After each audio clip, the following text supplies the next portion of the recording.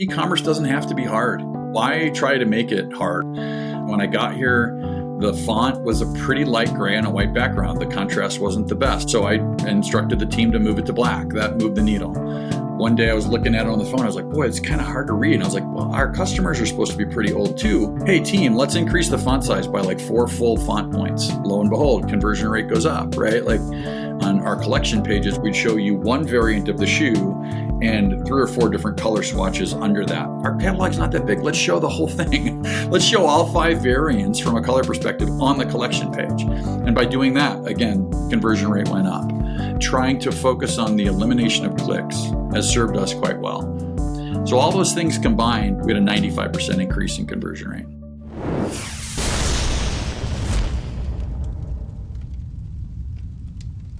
Hello and welcome to D2C Podcast. I'm Eric Dyck. Today we're catching up with Sean McGinnis from Kuru on the CRO tactics that doubled their revenue, as well as a preview of what Sean's going to be sharing at C-Suite Las Vegas Mastermind March 23rd and 24th, just under 2 months away.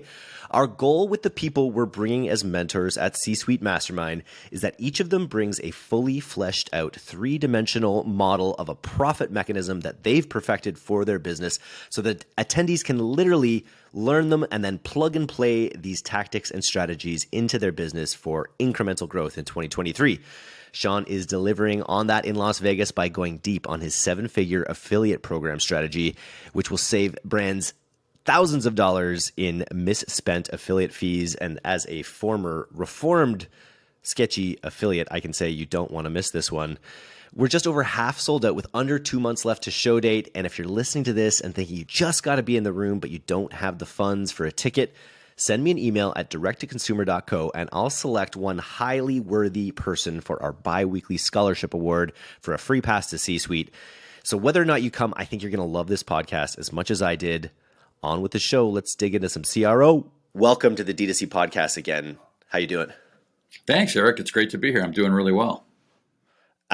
So you also recently wrote an article for us. So we were talking about like what you're going to talk about in Las Vegas, and we were kind of talking about whether you could expand on a little bit of writing that you've done for us, I think back in September, on essentially the way you were able to essentially double the conversion rate of Kuru. We ended up talking about that, and we ended up kind of coming up with a whole other topic idea that we'll tease in this preview. But why don't we just start talking a little bit about the turnaround that you kind of architected at Kuru? Can you first set the stage of why the turnaround was required? Yeah, sure. Happy to. So I joined Kuru at the end of 2019, pretty close to Halloween. So 2019 was a difficult year. It was the first year that the business had gone backward. The story internally, from a narrative perspective, I know we've talked about this on previous casts, but to just kind of set the stage, the business had grown really dramatically. We've been around since 2008. And so the business had kind of grown and grown and grown fairly consistently. Along the way, they migrated platforms a couple times, but landed on Magento 1 for a good bit of that growth story.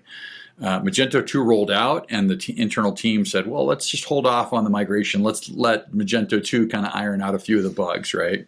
So they eventually said, now's the time is right. So this is in 2017. In 2017, they embark on this project, and at the end of 2017, they launched the Magento 2 web store. The problem was it wasn't a very well-run or well-handled migration, for a number of different reasons. The one is that they changed literally everything. They changed from Magento 1 to Magento 2, so the code base and the whole back end, the infrastructure all changed. They changed their development agency. They changed their hosting provider. They changed the front end look and feel of the website from a design and a UI UX perspective. And also importantly, they left behind 300 pages of content that had been performing well in SEO. So that did not go well. That migration, I won't call it it was very difficult. There's a lot of kind of battle scars internal to the business to this day. And so 2018 turned out to be a flat year over 2017. Toward the end of 2018, the CEO was kind of grasping at straws and wanted to get back on a growth pathway, and wound up giving over pretty much the entirety of the marketing program to a local digital agency. And so the firm spent quite a bit more in Q1 of 2019, and that was flat to 2017 and 2018. And unprofitably flat. So the revenue was up, but the spend was also up, or the revenue was flat, but the spend was up. So the back half of 2019 was just a disaster. Revenue was down for the full year 25 to 30%. So that kind of sets the stage of when I was brought in and joined the business. We took a whole number of steps, some of which were marketing related and some of which were web related. But the core of what we did to kind of drive the conversion rate up that I wrote about in the article, there were 3 or 4 kind of major things that we did. Do you want me to kind of jump into those, or is that? Yeah, sure. I wanted to. I was just reading your piece, and you said that there was the first thing that you did that you weren't really talking about in the article because it's CRO focused was to focus on more qualified traffic. And I was just curious if you had a note on that, what that actually means in this context. Yeah. So one of the things that we actually did. I moved away from the agency and started to build an internal team, but the very first step that I took, I took about 6 weeks building a bunch of dashboards so that I could understand really what was happening in the business. It was just buying some time to really understand, what was the 3-year or so history of users and from what channels, and what were the conversion rates, and what was the traffic mix from a demographic perspective in terms of age and gender and conversion rates, and really just trying to absorb all the data that I possibly could. Ultimately, we decided to move away from the agency and to hire 2 folks internal to take over what they were doing. So I hired a paid search person and hired a paid social person. But before we went and embarked on writing those job descriptions and getting those jobs posted, I personally went in and disabled 20,000 ads across Google, Bing, and Microsoft and Facebook that were not returning and a positive ROAS. And so effectively what we did was I kind of lovingly referred to that time as the baseline project. I looked, the business was actually unprofitable that year, and we were in a series of months where we were not profitable and upside down. And I turned to our leadership and said, you got a great business here, just not at the volume that you want to be at or that you'd historically been at. And in order to buy some time to really evaluate how we can turn around and grow this thing, I need to get us back to profitability. And so that's what we did. We drew down revenue and immediately went from losing money to making money, literally with the flick of a wrist. So those 20,000 ads, they were keywords inside Google and different ad structures. Everything that wasn't returning a 2 or better ROAS on last click got turned off. And it was just that simple. So that's what kind of set the stage in terms of sending better qualified traffic with a higher intent into the website. Thank God you did this when you did. Just like looking at the sort of macro climate of like e-commerce. It's not to say these things wouldn't have worked if you were having to do them right now, but just to have that lead time to get that stuff done before, economic trends worsen was probably critical. Yeah, it bought us a lot of runway, right? And it bought us some time to go post those roles. And then we did some other things. We embarked on a comprehensive rebuild of the paid search account structure, and that was a big driver of success. In addition to some of the pandemic-fueled macroeconomic shifts that we saw that year. Can you talk a little bit about the SEO trauma that you face? SEO is just something that we're just trying to build up on our website, and to all of a sudden lose big chunks of your traffic there must have been brutal.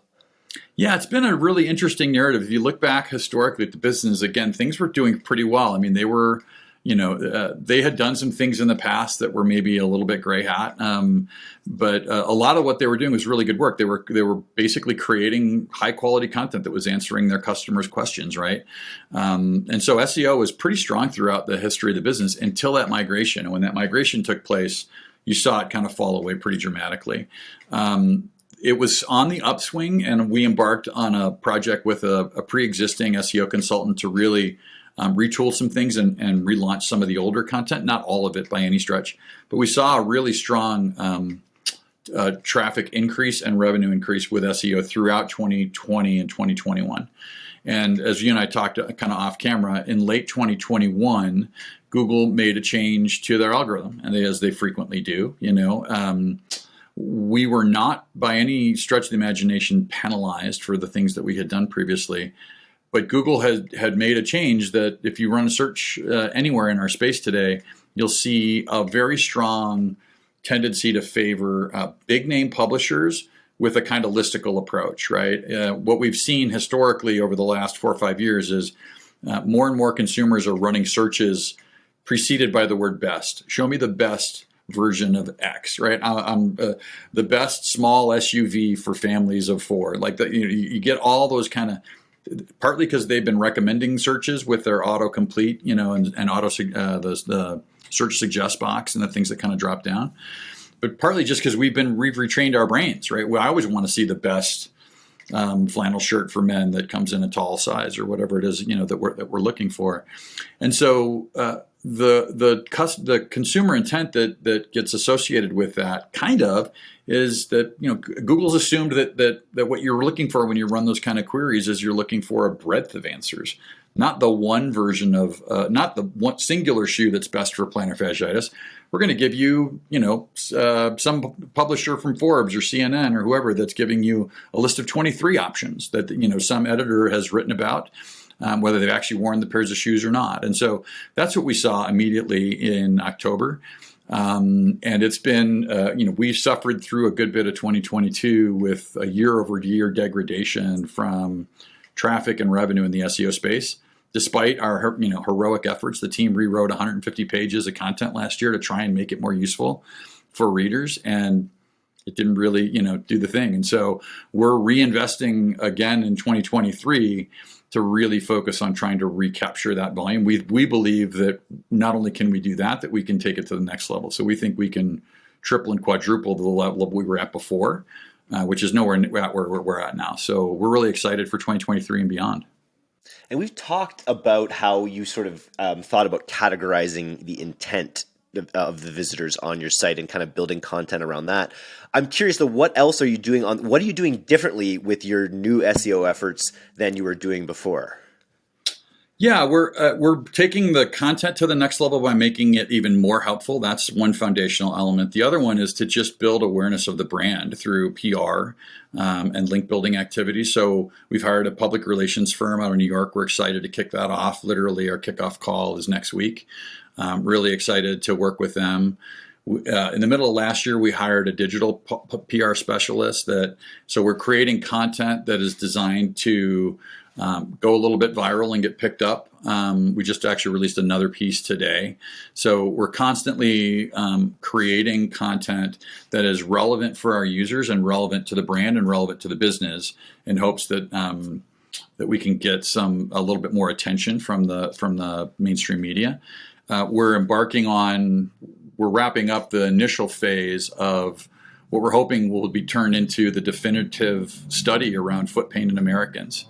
So we're investing a lot of money and a lot of our kind of creativity and time and attention to better understand our customers and better understand the problems that we actually solve and put all those things in context in kind of bite-sized chunks that we can feed outward and hopefully grab some attention from the media. Nice. I think SEO is something that our audience is always interested in. And of course, they're always interested in doubling their CRO, their conversion rate.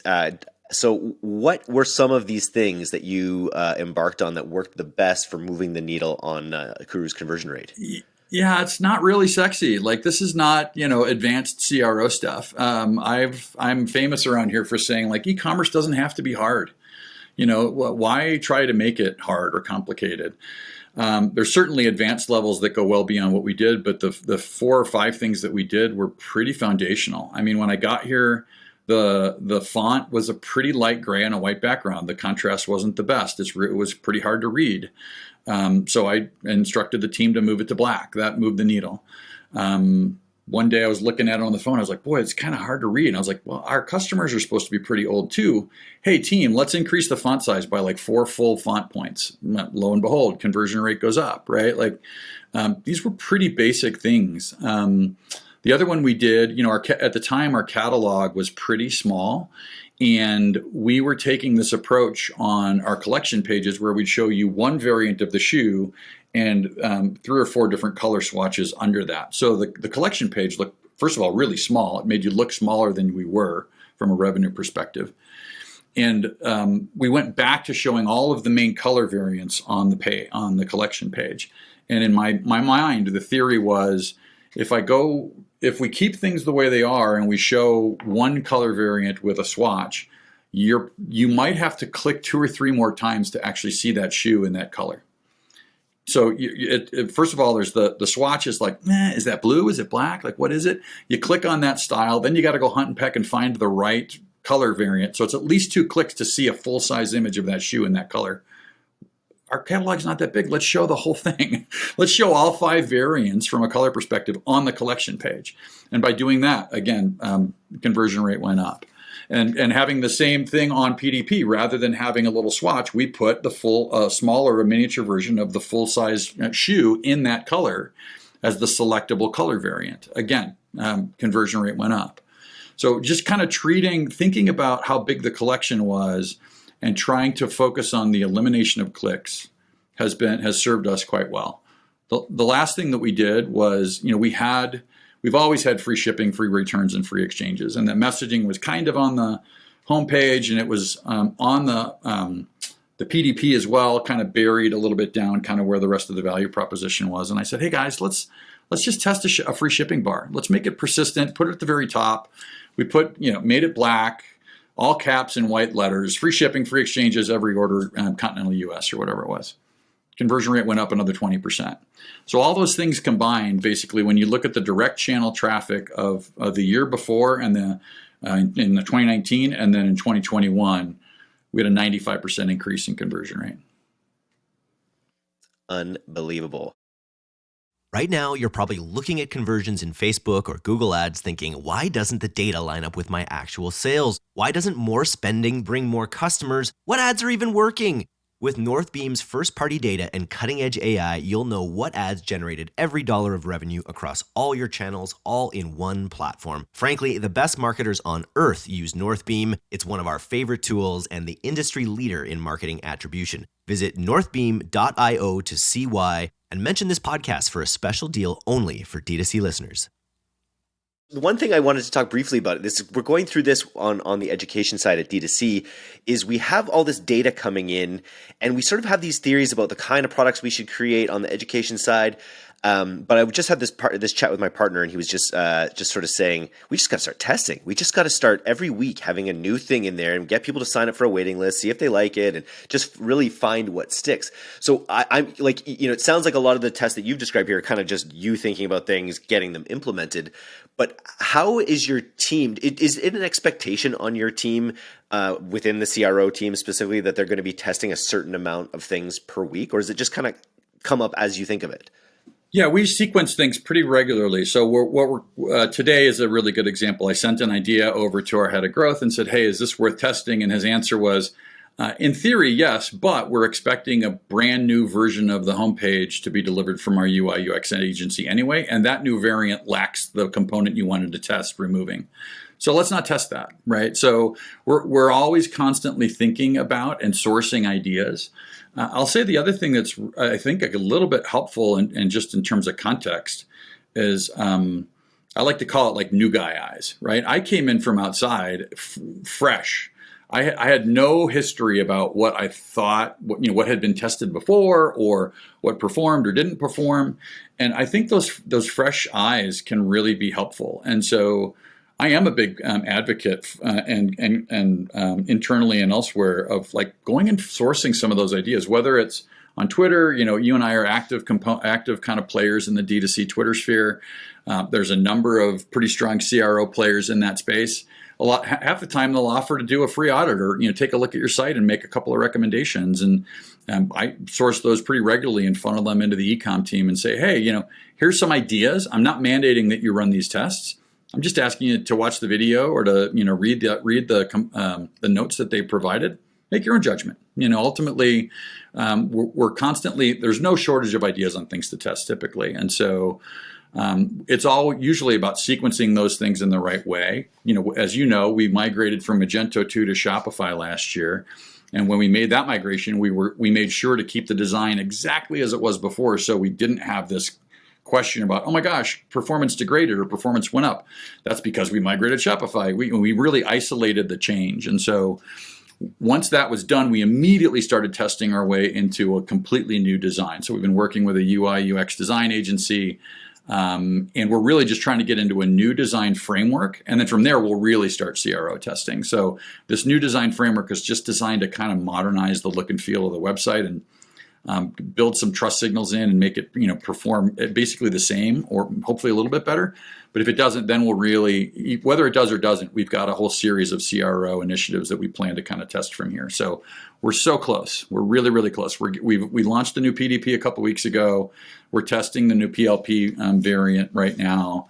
The homepage has already been done once. It's being worked on again. And then our primary content template for our Experts Corner pages, we call them Experts Corner, where we're sharing nuggets about foot pain and how to kind of manage your day-to-day. Once those are all kind of done, then we start really hitting the gas on the CRO side. We talk all the time about product display pages. We probably don't talk about PLPs as much and the listing pages for all your products. You spoke a little bit about the optimizations you made with showing variants versus just swatches. You mentioned in the pre-interview what your dream PLP looks like. Do you have any other big ideas that people should be considering on their product listing pages? Well, one thing that I've found is it's important to really know where your traffic is coming from and where it's landing. And so honestly, when we were performing most of last year for our kind of money terms like shoes for plantar fasciitis, it was oftentimes the women's plantar fasciitis category page that was performing, ranking number 1 or 2 or 3 in Google. And so, we continued to kind of feed that by we would put a couple paragraphs of content toward the top of the page and then a customer review. That is that fights against or is in tension with the conversion optimization play of trying to make the PLP perform better from a revenue perspective, in terms of click-through rate and conversion rate. Passing it through as an intermediary funnel step in the customer journey.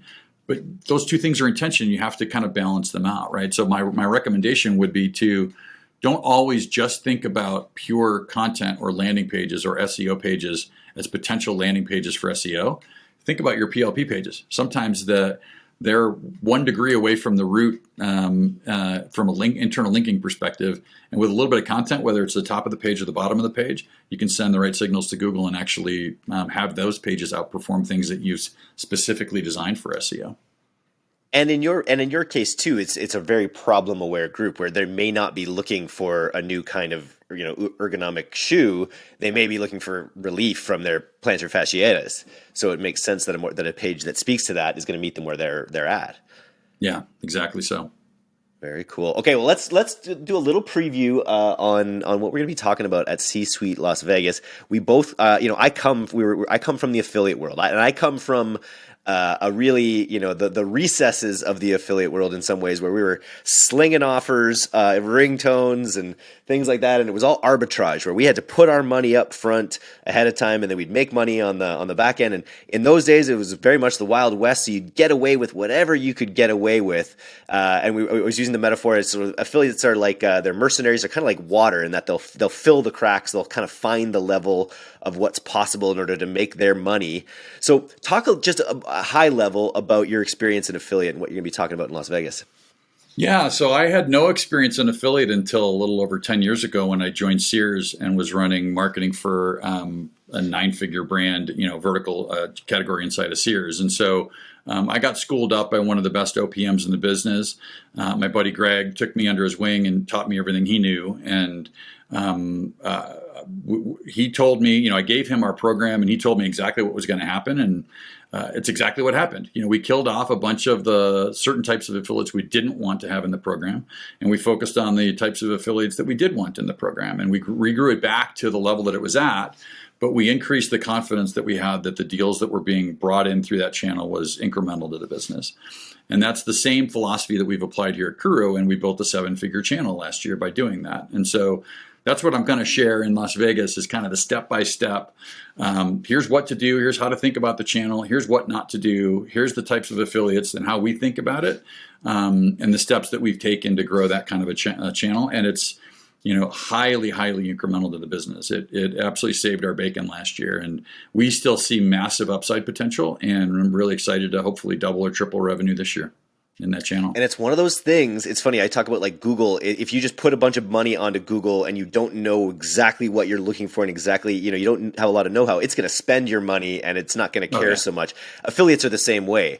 If you're going to put a bunch of money towards your affiliate program, I feel like the things you're going to be talking about in your presentation there can help people avoid pitfalls that could cost them tens of thousands of dollars in wasted money. That's where give that example you told about in the pre-interview where, someone was actually like sniping your Google results and actually being detrimental. I'll preview one of the slides. One of the things that I don't like is I don't allow people who are focused just on your brand name to play in your affiliate program. And so we had allowed someone in to our program and we were paying them our premium VIP rate. And basically all they did was they scraped all the content from all of our PDP pages and loaded it up to a page on their website that was all about Kuru footwear. And it turns out they were ranking number 2 for Kuru footwear, but behind our branded site. And we were literally just shoveling cash out the door. It was like, we were paying this guy just gobs and gobs of money. And thankfully we caught it quickly. I think he was in the program for maybe 3 to 6 weeks, something like that, Eric.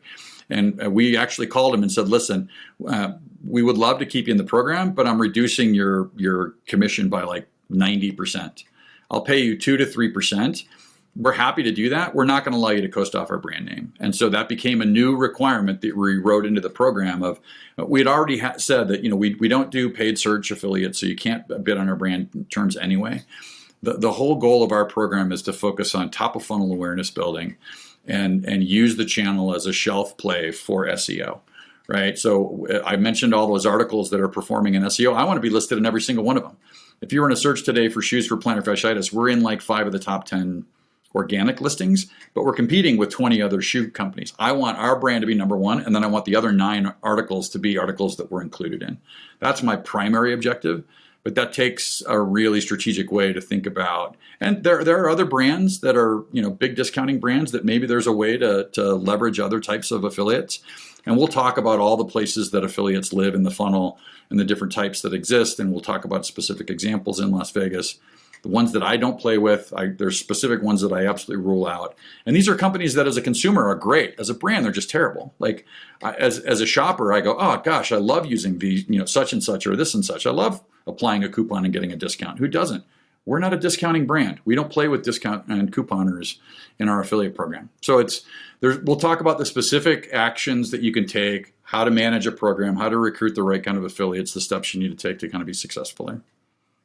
To build it into a true incremental channel in 2023, which is again just something I think we have we're programming a lot of different kind of content at this event. We've got this affiliate content, we've got a lot of stuff about organic content, building distribution channels. I think we definitely will have a lot of ad content there as well, but it's interesting to see the sea change of people moving towards owned channels like SEO, affiliate to an extent. So I think this fits right in. Sure. Well, I'm excited to do it and can't wait to meet all the folks that are going to be there. What else do you like to do in Las Vegas? Golf, usually. Golf, not much of a gambler. I'm too cheap. I'm a big golfer, and if the time is right and the sun is out, you'll find me on the course. So nice. Awesome. Well, I look forward to it, Sean. You want to meet Sean and I hang out in Las Vegas, go to directtoconsumer.co/events, grab your early bird ticket while you can. And Sean, I'll see you in Vegas. Great to see you, Eric. See you then.